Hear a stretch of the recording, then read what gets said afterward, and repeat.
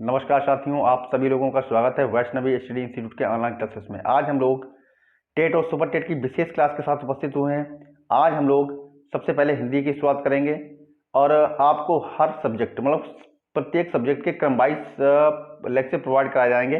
तो आज हमारा पहला लेक्चर होगा हिंदी का। तो हिंदी में सबसे पहले हमको क्या पढ़ना है, वर्णमाला से शुरुआत करेंगे, उसके बाद हम धीरे धीरे हर टॉपिक को कवर करेंगे। तो चलिए सबसे पहले बात करते हैं वर्णमाला की। चलिए, इसमें लिखा है वर्णमाला।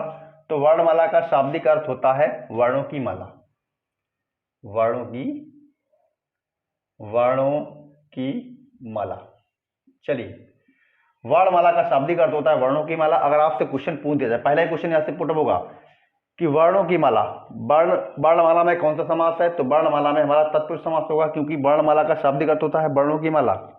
तो वर्णमाला में हमारा कौन सा समास है, तत्पुरुष समास है। कौन सा तत्पुरुष है, तो देखिए, वर्णों की माला का की के रा री रे नानी ने संबंध कारक, यानी कि इसमें संबंध तत्पुरुष है। तो इसमें कौन सा समास है, पहली बात तो इसमें समास पूछेगा तो तत्पुरुष समास है। चलिए अब बात कर लेते हैं कौन सा तत्पुरुष, तो संबंध तत्पुरुष, संबंध तत्पुरुष। चलिए, यहां तक तो बात हो गई। पहला ही क्वेश्चन आपसे अगर पुटअप कर दिया जाए कि वर्णमाला में कौन सा समास है, तो आप बताएंगे तत्पुरुष। कौन सा तत्पुरुष, संबंध तत्पुरुष। चलिए अब बात कर लेते हैं हम वर्णमाला की परिभाषा की। चलिए हेडिंग बना लीजिए आप। बिल्कुल आपको हम सीक्वेंस वाइज को लिखाएंगे, बिल्कुल आपको इस तरीके से पढ़ाएंगे कि आपके टेट में कम से कम 100+ नंबर आ जाए। चलिए अब बात कर लेते हैं हम परिभाषा की। तो इसमें लिखना है वर्णों के क्रमबद्ध एवं व्यवस्थित समूह को, क्रमबद्ध एवं व्यवस्थित समूह को वर्णमाला कहते हैं, वर्णमाला कहते हैं। चलिए, ये तो वर्णमाला की परिभाषा हो गई। वर्णों के क्रमबद्ध एवं व्यवस्थित समूह को क्या कहते हैं, वर्णमाला कहते हैं। चलिए अब हम बात कर लेते हैं वर्णमाला के भाग। तो हिंदी वर्णमाला को दो भागों में बांटा गया है। चलिए, पहला कौन सा हमारा, पहला होगा हमारा स्वर और दूसरा होगा हमारा व्यंजन। तो हिंदी वर्णमाला को दो भागों में बांटा गया, पहला स्वर, दूसरा व्यंजन। अब हम बात करेंगे स्वर। तो हिंदी वर्णमाला में स्वरों की संख्या, चलिए यहां पे लिख लेते हैं। हिंदी वर्णमाला में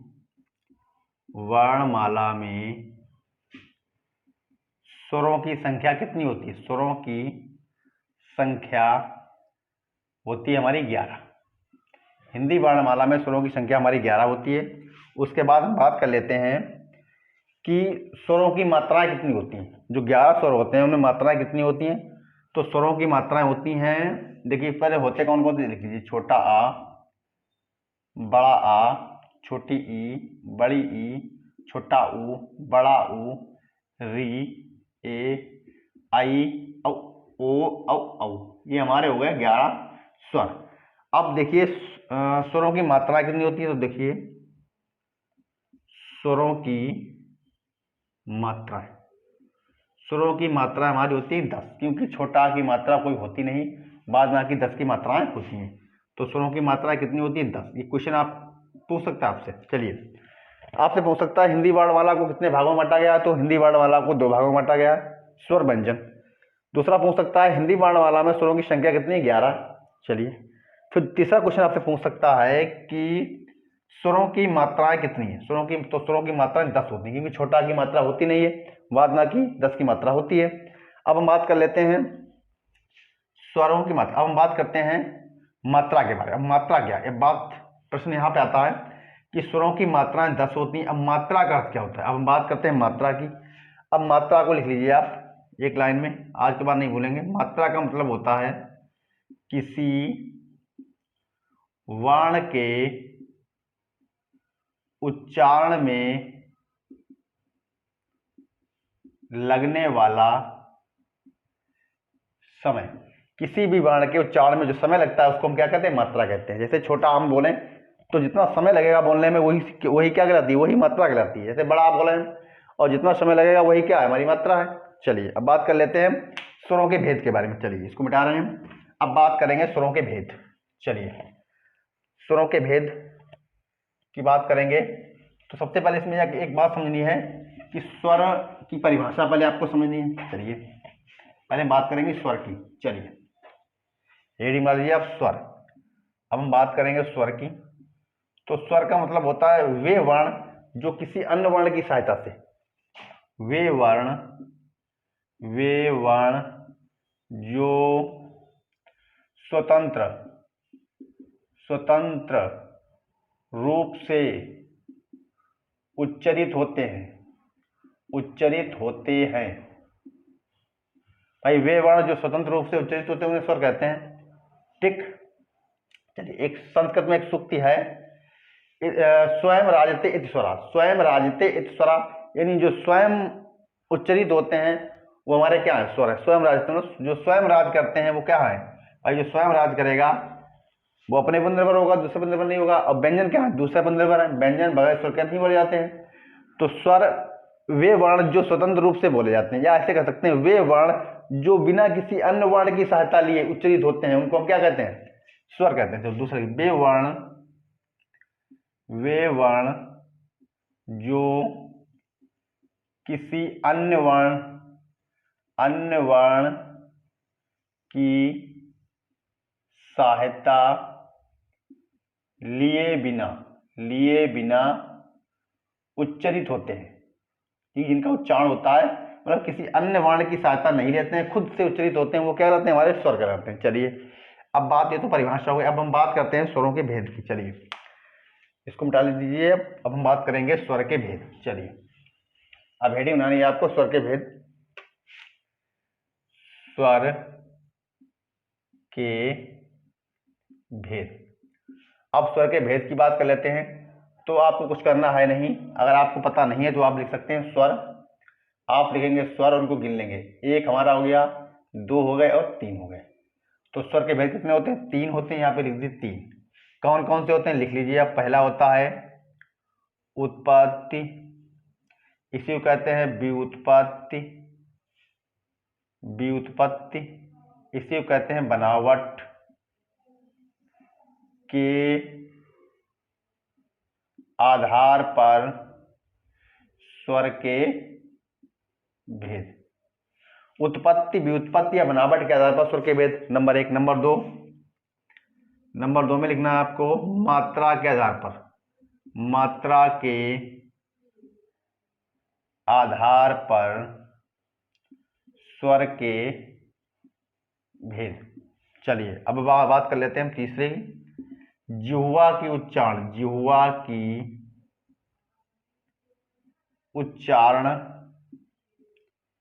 स्थिति के आधार पर स्वर के भेद। चलिए अब एक बात यहां पर आपको नोट करनी विशेष, उत्पत्ति, व्युत्पत्ति या बनावट के आधार पर स्वर के भी कितने भेद होते हैं, इसके भी तीन होते हैं, इसके भी तीन होते हैं और इसके भी तीन, सबके तीन तीन भाग होते हैं। यदि आपसे क्वेश्चन पूछ दिया जाए कि स्वरों के भेद कितने होते हैं, तीन। कौन से होते हैं, उत्पत्ति, व्युत्पत्ति या बनावट के आधार पर स्वरों के भेद। नंबर दो, मात्रा के आधार पर स्वरों के भेद। नंबर तीन, जिह्वा की उच्चारण स्थिति के आधार पर स्वर के भेद। अब तीनों के तीन तीन भेद होते हैं, आपको नोट करना है। इसके भी तीन भेद होते हैं, इसके भी तीन होते हैं, इसके भी तीन होते हैं। अब हम बात करेंगे नंबर एक, उत्पत्ति या व्युत्पत्ति या बनावट के आधार पर स्वर के भेद। चलिए इसको मिटा रहे हैं नीचे वाले को। चलिए अब हम बात करेंगे उत्पत्ति या व्युत्पत्ति या बनावट के आधार पर स्वर के भेद। तो इसके भी तीन होते हैं, बताया हमने। पहला होता है हमारा मूल स्वर। दूसरा होता है हमारा दीर्घ स्वर। तीसरा होता है हमारा संयुक्त स्वर। चलिए उत्पत्ति, व्युत्पत्ति या बनावट के आधार पर भी स्वर के तीन भेद होते हैं। पहला होता है मूल स्वर, दूसरा होता है दीर्घ स्वर, तीसरा होता है संयुक्त स्वर। चलिए अब हम बात कर लेते हैं सबसे पहले मूल की। तो मूल माना होता है जड़, यानी कि जो जड़ होगी वही हमारे मूल होंगे। तो छोटा आ, छोटी ई, छोटा ऊ और छोटी री, ये हमारे क्या हो गए, मूल स्वर हो गए। अब मूल स्वर ये हो गए, तो दीर्घ कौन से होंगे। तो अब हम लिख सकते हैं इसको कि जब एक मूल स्वर आपस में दो बार मिले, यानी कोई मूल स्वर जब आपस में दो बार मिलेगा तो वो दीर्घ स्वर का निर्माण करेगा। यानी कि छोटा आ और छोटा आ जब मिलेगा तो हमारा क्या हो जाएगा, बड़ा आ हो जाएगा। यानी जब दो मूल स्वर आपस में, जब एक मूल स्वर यानी एक मूल स्वर दो बार मिले, यानी एक मूल स्वर दो बार मिले तो दीर्घ स्वर का निर्माण करेगा। यहाँ पे क्या हो जाएगा, छोटा छोटा बड़ा आ, छोटी छोटी बड़ी, छोटा ऊ छोटा ऊ बड़ा ऊ, छोटी छोटी री बड़ी, ये हो गया हमारे दीर्घ स्वर। अब हम बात करते हैं संयुक्त स्वर की। अब संयुक्त स्वर की परिभाषा इससे भिन्न है। इसको लिख सकते हैं कि जब दो भिन्न स्वर, यानी जब दो भिन्न स्वर आपस में मिलेंगे तो संयुक्त स्वर का निर्माण करेंगे। तो भिन्न का मतलब होता है कोई दो स्वर मिल जाएंगे, यानी कि क्या कहते हैं, छोटा आ या बड़ा आ हो सकता है, इधर छोटी ई या बड़ी ई हो सकती है, क्या हो जाएगा, ये हो जाएगा। इधर हमारा छोटा आ हो सकता है, इधर बड़ा आ भी हो सकता है, इधर हमारा छोटा हो सकता है या बड़ा हो सकता है, तो क्या हो जाएगा हमारा ओ हो जाएगा। चलिए, जैसे इधर छोटा आ भी हो सकता है और बड़ा आ भी हो सकता है, और इधर क्या होगा हमारा ए हो जाएगा, तो हमारा क्या हो जाएगा, औ हो जाएगा। ठीक, इधर बात कर लेते हैं, अगर इधर छोटा आ होगा, इधर बड़ा आ होगा, और इधर हमारा क्या होगा, इधर हमारा होगा ओ होगा, इधर ओ होगा हमारा, तो हमारा क्या हो जाएगा, यहाँ पे होगा आई, यहाँ पे आई होगा, सॉरी यहाँ पे आई हो जाएगा, और यहाँ पे हमारा औ हो जाएगा। ठीक, छोटा ये भिन्न स्वर हैं, जब भिन्न स्वर आपस में मिलते हैं तो संयुक्त स्वर का निर्माण करते हैं। और संयुक्त स्वरों की संख्या कितनी, 4 है हमारी, देख लीजिए आप। संयुक्त स्वरों की संख्या 4 है, दीर्घ स्वरों की संख्या 4 है, मूल की संख्या भी 4 है। ठीक, अब एक बार फिर समझ लीजिए, मूल स्वर का अर्थ होता है जब एक मूल स्वर आपस में दो बार मिले तो वो दीर्घ स्वर का निर्माण करेगा। संयुक्त स्वर का मतलब होता है जब दो भिन्न स्वर आपस में मिलेंगे तो संयुक्त स्वर का निर्माण करेंगे। ठीक है, चलिए अब बात कर लेते हैं आगे मात्रा के आधार पर स्वरों के भेद। चलिए इसको मिटा रहे हैं बात, मात्रा के आधार पर स्वरों के भेद। चलिए अब हम बात करेंगे नंबर 2, मात्रा के आधार पर स्वरों के भेद। मात्रा नंबर 1 क्या है हमारा, ह्रस्व स्वर, ह्रस्व स्वर। नंबर दूसरा क्या है हमारा, दीर्घ स्वर, दीर्घ स्वर। और तीसरा हमारा क्या है, तीसरा हो जाएगा हमारा प्लुत, प्लुत स्वर। चलिए, ह्रस्व का मतलब होता है छोटा आ, छोटी ई, छोटा ऊ और छोटी री, ये हमारे वही ह्रस्व, जो मूल स्वर होते हैं वही ह्रस्व होते हैं। अब दीर्घ की बात करते हैं, यहाँ पर दीर्घ में आपको ध्यान रखना है, तो दीर्घ में क्या हो जाएगा हमारा, बड़ा आ हो जाएगा, बड़ी ई हो जाएगा, बड़ा ऊ हो जाएगा, बड़ी री हो जाएगी, ए हो जाएगी, आई हो जाएगी, ओ हो जाएगा, और हमारा औ हो जाएगा। ये हमारे कौन से हो गए, दीर्घ स्वर हो गए। अगर आपसे पूछा जाए मात्रा के आधार पर स्वरों के भेद, तो मात्रा के आधार पर स्वरों में दीर्घ स्वर कौन सा है, मात्रा के आधार पर स्वरों में दीर्घ स्वर कौन सा है, तो ये भी आपका दीर्घ स्वर होगा। तो आप इसको दीर्घ स्वर लिखेंगे, आप इसको संयुक्त स्वर नहीं लिखेंगे। जब मात्रा के आधार पर पूछेगा तो ये हमारा दीर्घ होगा, अगर बनावट या उत्पत्ति या व्युत्पत्ति के आधार पर होगा तो ये हमारा संयुक्त स्वर होगा। चलिए अब बात कर लेते हैं प्लुत की। तो प्लुत का मतलब होता है ऐसे लिखा होता है जो, और 3 बने होते हैं, ये हमारा क्या है, प्लुत का उदाहरण है। ये इकलौता उदाहरण है हिंदी में प्लुत का। उसके बाद नेक्स्ट ऐसे भी आपको लिख दे सकते हैं, छोटा बना के 3 लिख दें तो ये भी इंडिकेट करता है प्लुत की तरफ। ठीक, छोटा ऊ बना के इसको ऐसे लिख दें तो ये भी इंडिकेट कहाँ करेगा, ये भी प्लुत की तरफ ही इंडिकेट करेगा आपको। ये ऐसा लिख दिया तो ये मतलब प्लुत का उदाहरण ही समझिए आप इसको। चलिए अब बात कर लेते हैं, ये तो बात हो गई। चलिए ह्रस्व का मतलब क्या होता है, मात्रा का मतलब हमने बताया था आपको हमने कि किसी भी वर्ण के उच्चारण में लगने वाले समय को हम मात्रा कहते हैं। तो जो ह्रस्व स्वर का जब हम उच्चारण करते हैं तो 1 मात्रा का समय लगता है। तो इसमें लिख सकते हैं, इसमें 1 मात्रा का समय लगता है, 1 मात्रा का समय लगता है। यानी कि 1 मात्रा कहा जाए तो एक बार पलक झपकती है तो हमारी 1 मात्रा हो गई। जैसे एक बार पलक झपकने पर जो समय होता है उसको कहते हैं 1 मात्रा। दीर्घ में 2 मात्राएं होती हैं, यानी जब हमारे पलक 2 बार झपकेंगे तो उसको कहेंगे दीर्घ। तो उच्चारण होगा दीर्घ स्वर का, यानी कि दीर्घ में 2 मात्राओं का समय लगता है और प्लुत में 3 मात्राओं का समय लगता है। चलिए मतलब पलक का एक बार झपकना एक मात्रा, दो बार झपकना दो मात्रा, तीन बार झपकना तीन मात्रा। यानी ये जो ओम है ये खींच के बोला जाता है। जैसे किसी को कोई दूर खड़ा उसको आप बुलाएंगे तो ये प्लुत होगा। किसी को आवाज देके बुलाना प्लुत का उदाहरण होता है। दीर्घ, अब फिर से एक बात समझ लीजिए आप, हर्ष का मतलब होता है एक मात्रा का समय। एक मात्रा का समय मतलब एक बार पलक झपकेगी आपकी, एक मात्रा हो गई। दीर्घ का मतलब होता है दो मात्रा, यानी पलक का दो बार झपकना, दीर्घ स्वर हो गया। प्लुत का मतलब होता है आपकी पलक तीन बार झपकेगी और जो है प्लुत का उच्चारण हो जाएगा। ठीक, अब हम बात कर लेते हैं लास्ट में हमारा क्या है, जिह्वा की उत्पत्ति का, जिह्वा की उच्चारण स्थिति के आधार पर स्वरों के भेद। चलिए इसको मिटा रहे हैं हम बात। चलिए अब हम बात करेंगे जिह्वा की उच्चारण स्थिति के आधार पर स्वर के भेद। चलिए तीसरा हेडिंग बना लीजिए आप, जिह्वा की उच्चारण स्थिति के आधार पर स्वर के भेद। चलिए पहला भेद कौन सा होगा, पहला होगा हमारा अग्रस्वर। चलिए अग्रस्वर। दूसरा क्या होगा हमारा, दूसरा होगा हमारा मध्य स्वर। चलिए इसको लिखते हैं मध्य स्वर, मध्य स्वर। और तीसरा होगा हमारा पश्च स्वर। चलिए पहला हो गया अग्रस्वर, दूसरा हो गया मध्य स्वर, तीसरा हो गया पश्च स्वर। अब बात करते हैं जिह्वा की उच्चारण स्थिति के आधार पर, यानी कि जब हम वर्णों का उच्चारण करते हैं तो जिह्वा के भाग जो हैं उनसे उच्चारण होता है। जैसे मान लीजिए आप, ये आपकी जिह्वा, ये जिह्वा का अग्रभाग हो गया, ये हमारा मध्य भाग हो गया, और ये हमारा पश्च यानी पीछे का भाग। ये आगे का भाग हो गया, ये मध्य भाग हो गया बीच का, ये पश्च पीछे का भाग हो गया।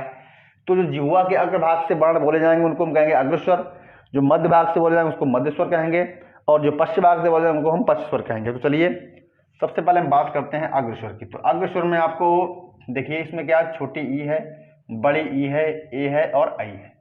ठीक, ये तो हो गया हमारे अग्रस्वर। मध्य स्वर में हमारा केवल छोटा आता है। चलिए उसके बाद बात कर लेते हैं, बड़ा आ हो गया, छोटा ऊ हो गया, बड़ा ऊ हो गया, ओ हो गया और औ हो गया। ये हमारे क्या होते हैं, ये हमारे होते हैं पश्च स्वर।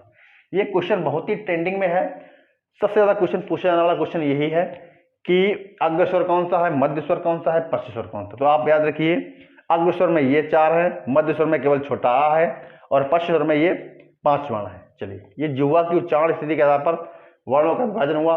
तो एक बार फिर से हम आपको रिवाइज कराएंगे कि स्वर के 3 भेद होते हैं। कौन कौन से होते हैं, पहला होता है उत्पत्ति या व्युत्पत्ति या बनावट के आधार पर स्वर के भेद। कौन से होते हैं, मूल, दीर्घ और संयुक्त। उसके बाद हमने बताया था आपको मात्रा के आधार पर। तो मात्रा के आधार पर हमने आपको बताया था पहला होता है हमारा ह्रस्व, दूसरा होता है दीर्घ, तीसरा होता है प्लुत। अब मात्रा किसे कहते हैं बताया हमने, किसी भी वर्ण के उच्चारण में लगने वाले समय को हम मात्रा कहते हैं। उसके बाद हमने बात की थी जिह्वा की उच्चारण स्थिति के आधार पर। ठीक, तो जिह्वा की उच्चारण स्थिति के आधार पर देखिए अग्रस्वर, मध्य स्वर और पश्च स्वर। तो अग्रस्वर कौन सा है, पश्च स्वर कौन सा है और मध्य स्वर कौन सा है, इसके बारे में चर्चा हम कर चुके हैं। अब हम बात कर लेंगे जो दो हमारे बच्चे हैं अंग आ, जो हमारे, चलिए अब हम बात करते हैं अंग बा। जो अयोगबा होते हैं, अयोगबा जो हिंदी में अयोगबा होते हैं, हिंदी वर्णमाला में जो अंग आ होते हैं उनको कहते हैं अयोगबा। चलिए उन पर बात कर लेते हैं। अंग और आ ये हमारे क्या हैं, ये हमारे होते हैं अयोग बा। चलिए ये होता है अनुस्वार, ये होता है विसर्ग। इसको अनुस्वार और ये होता है विसर्ग। अनुस्वार का मतलब ये होता है, अनुमाने होता है पीछे, अनुमाने होता है पीछे। अनुस्वार का मतलब होता है अनुस्वार, अनुमाने पीछे, अनु नहीं ये होता है अनुनासिक, नहीं अनुस्वार होता है, सॉरी ये अनुस्वार होता है, ये अनुस्वार होता है, नहीं ये, हाँ ये अनुस्वार होता है, ये होता है विसर्ग। चलिए अयोगबा से देख लेते हैं। अयोगबा का मतलब क्या होता है, आ माने क्या होता है, आ माने होता है नहीं, योग माने होता है जुड़ना, और बहा माने होता है बहन करना, बहन करना। अब देखिए आ माने नहीं हो गया, योग माने जोड़ना, जुड़ना, और बहा माने बहन करना। तो ये अंग आ ना तो हमारे स्वरों में जुड़े हैं और ना तो हमारे व्यंजनों में जुड़े हैं, इसीलिए इनको कहते हैं अयोगबा। अयोगबा का अर्थ होता है आ माने नहीं, योग माने जोड़ना, जुड़ना, बहा माने बहन करना। जो ना स्वरों में जुड़कर बहन करें और ना ही हमारे व्यंजनों में जुड़कर बहन करें उनको कहते हैं हम अयोगवा। जैसे हिंदी वर्णमाला में हमने बताया था हमारे 11 स्वर होते हैं, 25 स्पर्श वर्ण होते हैं, 4 हमारे अंतस्थ वर्ण होते हैं, 4 हमारे ऊष्म वर्ण होते हैं, 2 हमारे अयोगवा होते हैं, 2 हमारे दोगुण व्यंजन होते हैं। और जोड़ लीजिए आप, कितने हो गए हमारे, 6 और 4 10 और 4 14 और 2 18 और 2 20। तो और 2 होते हैं हमारे, 2 दोगुण व्यंजन हो गए और 2 अयोगवा हो गए हमारे, और ये 25 स्पर्श हो गए, 4 हमारे अंतस्थ हो गए, 4 हमारे ऊष्म हो गए और 4 हमारे होते हैं संयुक्त। चलिए अब बात कर लेते हैं। 6 4 10 और 4 14 और 2 16 और 2 18 4 22 के 2 हाथ लगे हमारे, 2 और 2 3 और 2 5, यानी हिंदी वर्णमाला में 52 वर्ण होते हैं। ये हमारे हो गए स्वर, लिख लीजिए। ये हमारे हो गए स्पर्श वर्ण। चलिए ये हमारे हो गए अंतस्थ वर्ण, अंतस्थ हो गए। ये हमारे हो गए ऊष्म वर्ण हो गए। ये हमारे अयोग बा हो गए। ये हमारे द्विगुण व्यंजन हो गए, जिनको कहते हैं उच्छिप्त या उत्क्षिप्त व्यंजन कहते हैं, द्विगुण व्यंजन हो गए। ये हमारे संयुक्त स्वर हो गए, वे संयुक्त व्यंजन हो गए। ठीक, कुल मिला के संख्या हिंदी वर्णमाला में वर्णों की संख्या 52 है। तो आगे हम लोग लेक्चर कंटिन्यू करेंगे। आज पहला दिन है, इसीलिए आज हमने आपको पहला लेक्चर थोड़ा जल्दी बताया, और आपको हर विषय का क्रम वाइज लेक्चर आपको प्रोवाइड कराया जाएगा। तो आज आप हमारे इससे चैनल से जुड़े रहें, और अगर आपको वीडियो अच्छा लगा है तो इसे लाइक और सब्सक्राइब करें और अपने दोस्तों को शेयर करें। तब तक के थैंक यू, धन्यवाद।